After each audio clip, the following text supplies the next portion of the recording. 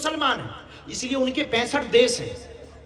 ईसाइयों के 95 से ज्यादा देश हैं और हिंदुओं का एक भी नहीं। और जो भारत है वो भी छोड़ने वाला है। एचआई की बहुत जरूरत है, हिंदू इंटेलेक्चुअल की बहुत जरूरत। First intelligent Hindu, second unity of Hindu, third businessman Hindu.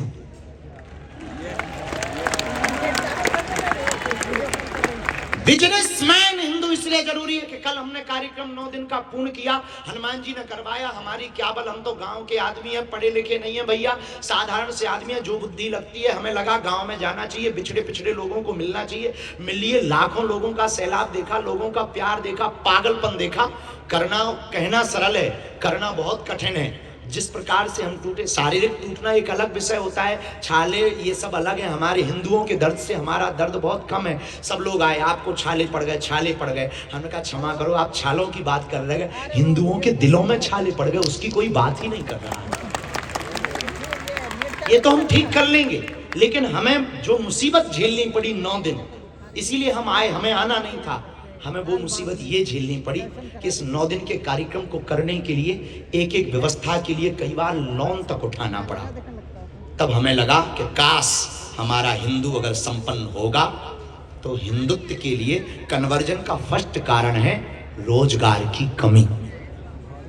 Hindu दूसरे मजहब में क्यों जा रहा? क्योंकि रोजगार नहीं, बिजनेस नहीं है।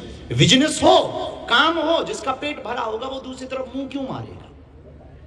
तो यहां औद्योगिक जगत के लोग बैठे हैं, एक नई सीमा पार कर दें, वो ये बिजनेस सिर्फ हिंदू से शुरू कर दे, नया इतिहास लिख जाएगा भारत में, नई क्रांति लिख जाएगी भारत में, और हिंदुओं में नया संचार आ जाएगा। और विनोद जी तो हमारे बहुत प्रिय हैं, ये इस प्रदेश के रिचिस्ट लोगों में आते हैं, और हम सबसे गरीब हैं, हम सबसे ज्यादा पिछड़े लोगों में, अमीरी में सबसे ज्यादा पिछड़े में नंबर हमारा आता है। तो हमारा कहना लाजमी है, और गुरु होने के नाते भी हमारा कहना अधिकार है। हम यही कहेंगे कि आप एक नई लाइन खड़ी कर दीजिए। आपको देख करके प्रदेश के बहुत से बिजनेसमैन खड़े हो रहे हैं, और आपको देख करके बहुत से लोग फॉलो करेंगे। एक स्टेटमेंट कर दीजिए कि हमारी कंपनी में, हमारे काम में, हमारे बिजनेस में फर्स्ट प्रायोरिटी हिंदू को होगी, जो ऑलरेडी दुबई में है। ये कोई नई बात नहीं कर रहा, ऑलरेडी दुबई के लॉ में है, आबू धाबी के लॉ में है। आप वहां पर कोई भी बिजनेस करेंगे तो वहां के लिए वहां का एक शेख होना कंपनी रजिस्टर्ड के लिए बहुत जरूरी है, जो उस कंट्री का हो। इसी प्रकार आपकी कंपनी में हिंदुइज्म के लिए फर्स्ट स्टेप अगर आप लगा देंगे तो भारत के हिंदुओं में एक नया संचार खड़ा हो जाएगा।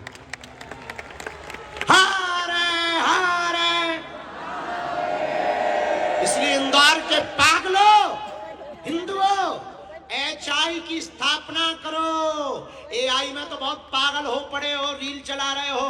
रियल की जिंदगी जीना चाहते हो, अपनी बच्चियों को लव जिहाद से बचाना चाहते, अपनी संपत्ति को लैंड जिहाद से बचाना चाहते हो, तो आज ही एक कदम उठाओ। 1 घंटा तुम्हारा, हिंदू राष्ट्र हमारा। लेकिन सुनो, हम बयानबाजी वाले बाबा नहीं हैं, तो हमको ऐसा मत लेना कि हिंदू के ताली बजा दी, बाबा बहुत अच्छा बोला, चलो घर चलते हैं। ना जी, हमारा उद्देश्य सपना अलग है। बहुत से लोग बोलते कि बाबा आप क्या करोगे? हमने कहा हम करके बताएंगे, तुम छाप देना। एक आदमी हमें मिला अभी कुछ दिन पहले, बाबा तुम जितनी भी बातें बोलते बहुत उल्टी फुल्टी हो जाती कभी कभी। हम कहा किसी के पेट को दर्द होता हो तो हो जाए, हम सिर्फ सत्य बोलते हैं। एक आदमी हमें मिला, बोला आप हिंदू मुसलमान करते हो, इंदौर का रहा होगा, तुम लोगों में ही ऐसे आदमी पाए जाते हैं। बोला आप हिंदू मुसलमान करते हो। हमने कहा ठटरी के बरे, हम हिंदू मुसलमान नहीं करते, हम तो केवल हिंदू करते हैं। हम मुसलमानों के खिलाफ नहीं है, हम केवल हिंदुओं के पक्ष में है। एक आदमी इंदौर का चला जा रहा था, रास्ते में पत्थर डला था, उठा लिया, कुत्ता दिखा, पत्थर कुत्ते को मार दिया। अच्छा, इंदौर में कुत्ते होते ही हर जगह होते हैं, वो तो कुत्ते हैं, कुत्ते तो हर जगह होते हैं, बुरा मत मानना। अब आप लोग गलत मत ले जाना, किसी और को कुत्ता मत बना देना हमारी बात को काट कर। हम मर जाएंगे वैसे ही, अब हम जो है थ्रेड में चल रहे हैं, हमको मत मार लेना, हम बहुत गरीब आदमी हैं। एक आदमी ने पत्थर उठाया, कुत्ते को मार दिया, कुत्ता भाग गया। वही पत्थर उठाया, मधुमक्खी को मारा, आदमी भाग गया। पत्थर वही है, कुत्ते को मारा, कुत्ता भाग गया क्योंकि अकेला था। मधुमक्खी को मारा, आदमी भाग गया क्योंकि मधुमक्खियां इकट्ठी थी। इंदौर के हिंदुओं, तुम अकेले रहोगे तो कश्मीरी हिंदुओं की तरह तुम्हें भागना पड़ेगा, और तुम इकट्ठे रहोगे तो धर्म विरोधियों को देश छोड़कर भागना पड़ेगा। इसलिए जात पात की करो विदाई, हम सब हिंदू, हम सब हिंदू, हम सब हिंदू, हम सब एकता के लिए। दूसरा स्टेप है, पहला स्टेप है इंटेलिजेंट हिंदू, दूसरा स्टेप है यूनिटी ऑफ, अरे बोलो, एकता में रहने वाला हिंदू ही इस देश में, बुरा ना मानना, सबके लिए। जैसे बांग्लादेश में आज स्थिति खराब है, सबको पता है? हम अपने लिए परेशान नहीं हो रहे। हमें ना नेता बनना है, ना तुमसे वोट चाहिए, और तुम्हें बाप की कसम है अगर हम नेता बने भी तो हमें वोट मत देना। ना हम किसी पार्टी के हैं, ना हमें किसी पार्टी को वोट दिलाना है। हमारी चिंता केवल आपकी बच्चियों की है, हमारी चिंता केवल आने वाली पीढ़ियों की है, हमारी चिंता आपकी जमीनों की है, हमारी चिंता केवल आपकी है कि आज बांग्लादेश का हिंदू परेशान है तो वो तो भारत आ जाएगा, पर भारत का हिंदू परेशान होगा, कहां जाएगा, कहां जाएगा? सबके पास देश है रहने के लिए, तुम्हारे पास कौन सा देश है?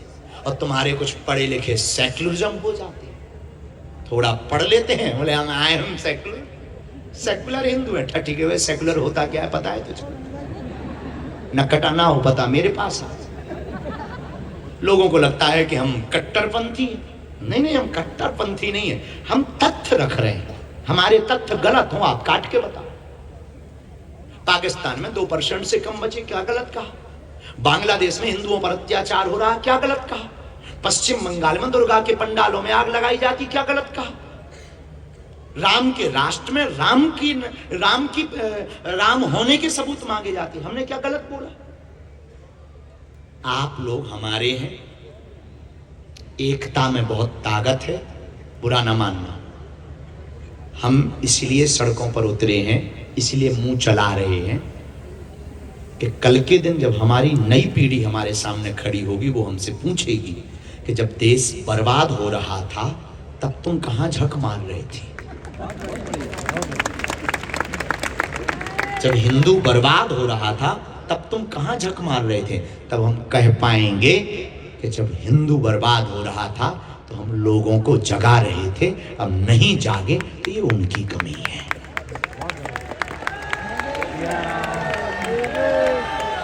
हमको सिखों के 9वें गुरु तेग बहादुर बहुत याद आते हैं। उन्होंने चोटी नहीं काटी, सिर चाहे कटवा लिया, पर धर्म परिवर्तन नहीं किया।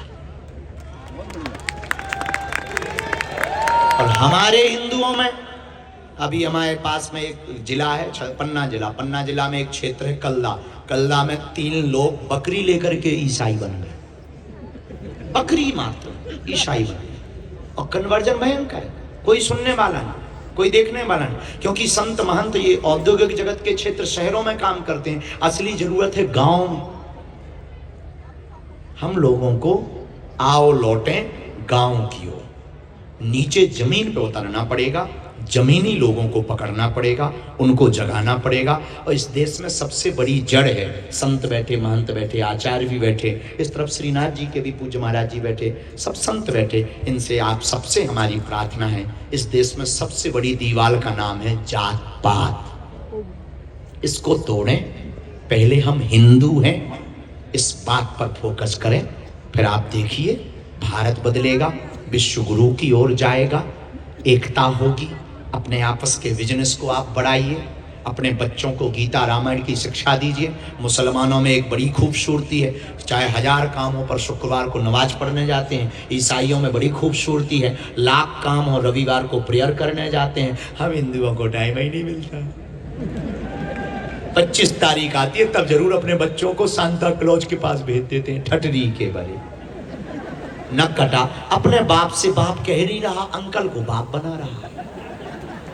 क्या गजब का जमाना चल रहा है। अपने फादर को फादर कह नहीं रहा है, अंकल को फादर बना रहा है। और बुरा मत मानिए, सम्मान नहीं दिया गया। अक्सर अमीर मंचों पे आते हैं, गरीब सिर्फ ताली बजाने के काम आते हैं। इसलिए हम चाहते हैं कि इस देश में जात पात का भेदभाव मिटे। अब हमने तो पदयात्रा, हमने तो ठान लिया, कमर कस ली। गलत हो या सही ये तुम जानो, तुम कब कसोगे ये तुम जानो। हमको तो इस देश के हिंदुओं का दुख दर्द नहीं देखा जा रहा, तुम्हें देखा जा रहा हो तो जियो। हमने तो इस देश के लिए, हम हिंदुत्व का मतलब ये नहीं है कि हम देश के खिलाफ हैं। जितने भी मुसलमान और ईसाई हमारे वीडियो को देखें, बहुत कान खोलकर सुन लें, हम तुम्हारे भी साथ हैं। हमें तुमको भगाना नहीं है, बस बात इतनी है, कायदे में रहोगे तो फायदे में रहो। हम तुम्हारे खिलाफ नहीं है, हम तुम्हारे ही पक्ष में हैं। पर तुम हमारी होली पे ज्ञान फैलते हो, दीपावली पे पटाखे बनाने से जो प्रदूषण हो जाता है, बकरीद को काहे नहीं प्रदूषण होता। ये ज्ञान आप उस दिन भी दीजिए, तब फिर आप जो है दिमाग खराब कर लेते हो। तो हम भैया किसी भी मजहब के खिलाफ नहीं है भैया, हम राष्ट्र के पक्ष में हैं। इस देश का भला तब होगा क्योंकि ये हिंदुस्तान है। जब हिंदू होगा और हिंदू एक होगा, और जब भगवा ध्वज लहराएगा तो परमात्मा भी प्रसन्न होगा, और हिंदू एक होगा तो बिजनेस बढ़ेगा, बिजनेस बढ़ेगा तो भारत विश्व गुरु बनेगा, और भारत विश्व गुरु बनेगा तो दुनिया की सबसे बड़ी महाशक्ति भारत हो जाएगा। 100 की सीधी बात है, स्पष्ट बात है। इसलिए हमारे जितने भी प्रवचन होते हैं माया छोड़ने के नहीं होते, क्योंकि हम खुद माया लेके प्रवचन करते। अब बाबा जी स्वयं माया लेके प्रवचन करें और कहे माया बेकार है, माया में नहीं पढ़ना चाहिए। काहे नहीं पढ़ना चाहिए? 11 लाख लेकर के हम प्रवचन करें, कहते हैं माया बेकार। हम भारत के लोगों को बाबा नहीं बनाना चाहते, तर्कवादी बनाना चाहते, बिजनेसमैन बनाना चाहते, आर्थिक संपन्न बनाना चाहते। और सबसे पहले बहुत सी माताएं, मातृत्व भूमि, माताओं की बहुत भूमिका होती है। माताएं बैठी हुई हैं, हम प्रार्थना करेंगे, आप अपने बेटा या बेटी को लव जिहाद से चक्कर से बचाना चाहते हो तो फर्स्ट स्टेप तुमसे शुरू होगा। जिस दिन माताएं बुद्धिमान होंगी, सनातन संस्कृति के प्रति जागरूक होंगी, अपने बच्चों को वो संस्कार देंगी, लाखों लोग बरगलाने वाले आ जाएं, पर बेटा या बेटी लव जिहाद के चक्कर में नहीं पड़ेगा। तो जितनी माताएं बैठी हैं, अब आपको वो माता नहीं बनना है। अब आजकल की माताएं भी बड़ी मॉडर्न हो गई हैं, कुछ बोलेंगे तो कल ही FIR हो जाएगी। एक माताजी इंदौर की हमें मिली, हमने कहा एक बात बताओ, कहाँ जा रही हो? बोले मरने जा रहे हैं। हमने कहा मरने जा रही हो? मत मरो, जिंदगी अमूल्य है। बोले नहीं नहीं मरना है। हम कहा कैसे मरोगी? बोले रेलगाड़ी से कट के मरेंगे। हम कहा बहुत अच्छा है, जाओ। अब कौन रोके, जैसे मर नहीं है, लेकिन वो ब्यूटी पार्लर में घुस गई। हमारा दिमाग खराब हो गया, हम बाहर ही बैठ गए। हम कहा निकलने दो, क्वेश्चन करेंगे। वो जैसी ही बाहर निकली, सज बज के गई थी अलग, आई अलग, 1.5 अंगुल की ऊपर वो क्रीम लगवा कर। हम कहा माता जी तुम मरने जा रही थी, क्षमा करो, अब तुम ब्यूटी पार्लर में क्यों घुस गई? बोले गुरुजी क्षमा करो, हम इसलिए ब्यूटी पार्लर में गए तो कल अगर मरेंगे, वो पेपर में अगर न्यूज छपेगी तो फोटो खराब ना आए।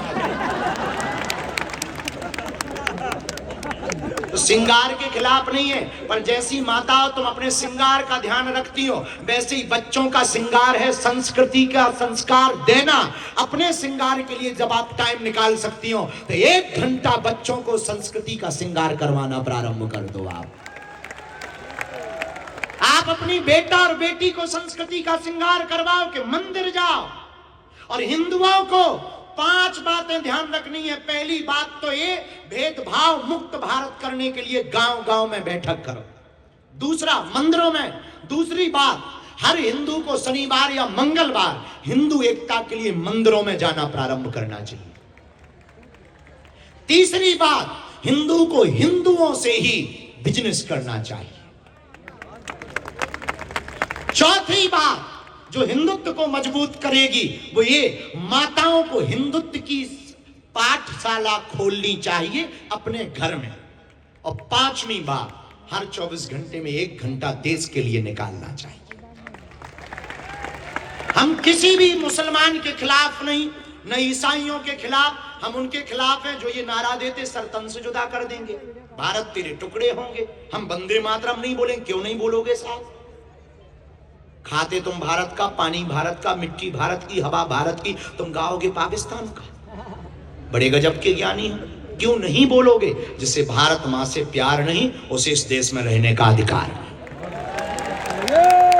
तो आज के इस रंग रंग के हिंदू कार्यक्रम में हम बहुत जल्दी में हैं। शारीरिक स्थिति अब समझ ही गए होंगे कि कितनी खराब है, क्योंकि इतने थके हुए होने के बावजूद भी बाबा बोल रहा है बड़ा बड़ा। इससे सिद्ध होता है। तो हमें थोड़ा सा, अभी डॉक्टर ने कहा है कि 2-3 दिन आराम करो। हुआ कुछ नहीं, जो बाहरी चल गए तो छाले पड़ गए। एक चेला सिक्योरिटी में कोई लगा था, बाहरी पुलिस वाला बड़ा जूता मोटा धार दिया, चिपटी सी चिपल गए। लेकिन ठीक है, हम इंदौर आएंगे, बहुत जल्दी आएंगे। विनोद जी की तरफ हम